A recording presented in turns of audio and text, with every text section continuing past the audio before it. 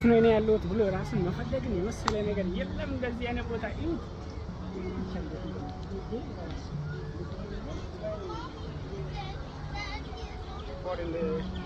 ኤምሬትስ የሚል አዲስ መዝናኛ ነው።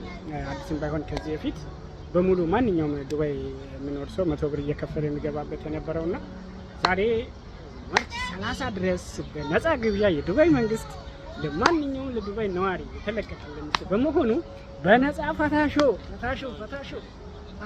በነፃ ኑ ተዝናኑ ከኔ ጋር ኑ ማርች 30 ድረስ እየመጣችሁ የዱባይ ነዋሪው የሆናችሁ አይዲ በእጃችሁ ያላችሁ በዚህ አጋጣሚ የሚነግራችሁ ነገር ቢኖር ስካን አይዲ አይፈቀድም። በእጅ